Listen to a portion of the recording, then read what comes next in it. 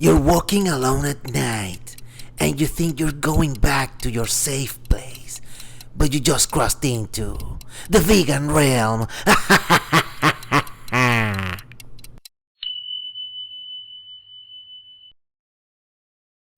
Christopher was a meat flake of the worst kind.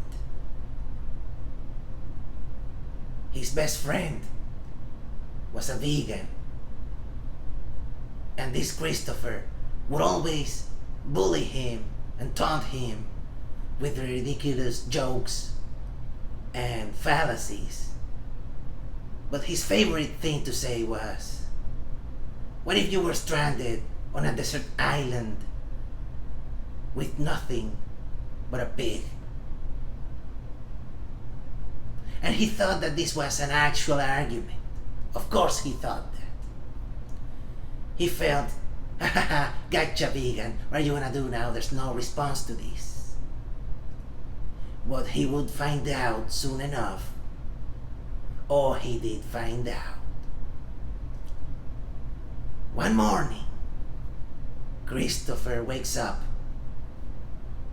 tired, confused, blurry vision, and he realizes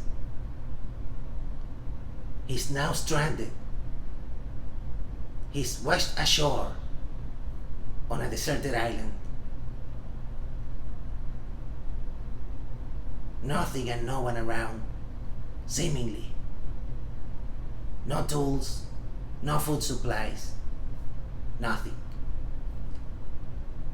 He starts to panic. He thinks this might be a nightmare. He pinches himself, but it's no nightmare. It's real and it's happening. So Christopher, he doesn't know what to do. He's desperate. He starts getting hungry and thirsty. So he goes into the water to find fish. But there is no fish. He doesn't know what to do. He tries to write help on the sand, but he ends up writing blah. Well, Christopher was dyslexic. What are you gonna do? It's a real problem. So, blah, that doesn't mean anything.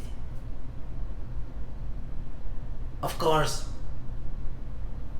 far away, he sees heavy vegetation, very dense, trees and vines, and he thinks to himself that maybe there might be some creatures or some fruit or vegetables to eat, something. So he goes into the unknown. Let me do the effect here. Into the unknown. And then he discovers that there's a tribe of indigenous people of this island. They're celebrating, they're having a feast, dancing and chanting. They seem very happy. Oh, and happy they are. He just doesn't know why. He greets the indigenous tribe, the tribesmen, tries to make friends with them. And they seem very welcoming of Christopher. This person, they never seen someone like him before, apparently. They're kinda, curious about him. They don't speak his language, he doesn't speak their language. But it doesn't matter, they offer him some beverage. And he's thirsty, so he takes it, right? He drinks it. And he's having a good time with the locals, the party, everything's cool. Music, chanting, dancing, scantily clad ladies, with jiggle physics. I don't need to tell you which parts were the jiggliest. And he's having a great time, right? So when the nighttime comes, they bring on a cauldron. They light some torches, put on some mask, and they start chanting now a different tune. And they're getting louder and louder. And two of them grab him, one on each arm, and they're carrying him. And he thinks, oh, maybe these guys like me so much, you know, who knows, they'll probably make me their leader or something. Ah, yes, they like you too much, you'll see, Christopher.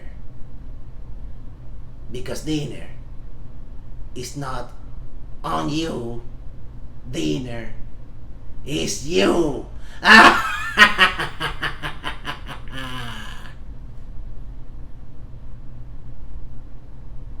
They throw him into this giant cauldron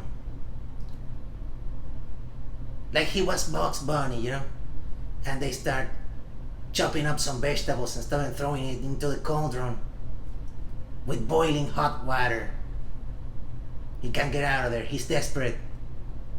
He starts pleading for his life, screaming from the pain, the horrible pain. The locals, they don't care. They're hungry. They want to eat. And they want to appease their God. They've been doing this for thousands of years. It's their culture. It's their tradition. So it's okay. Right?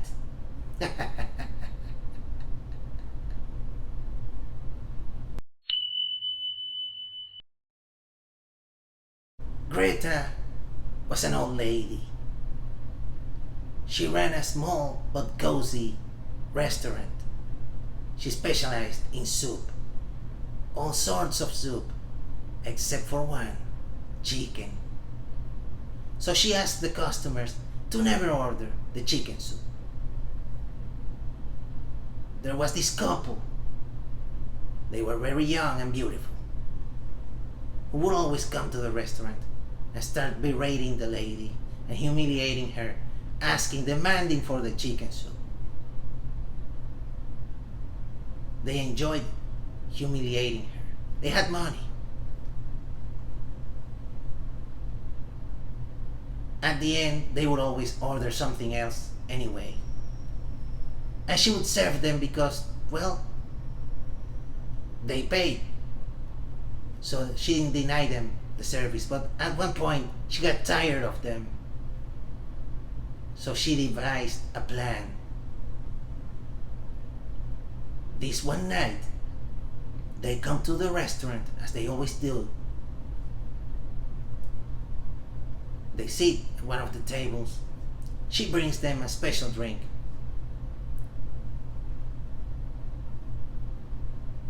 They start talking, drinking. At one point, the girl excuses herself to the ladies' room. The guy starts feeling dizzy.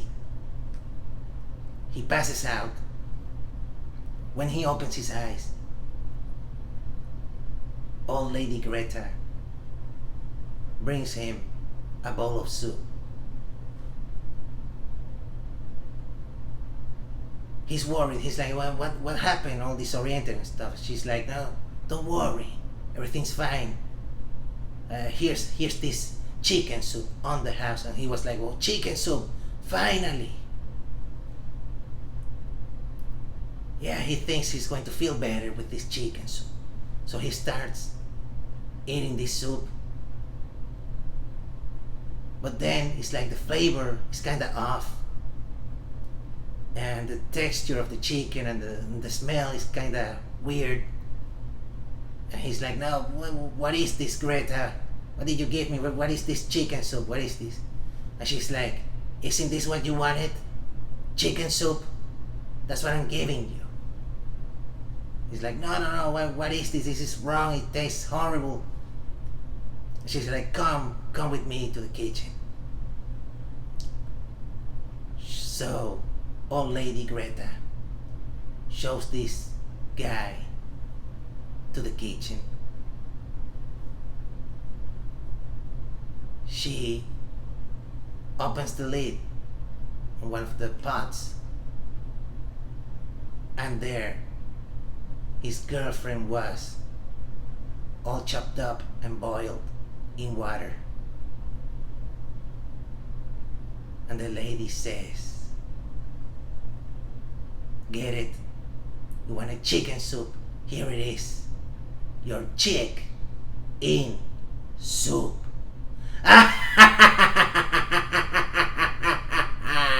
Chick in soup.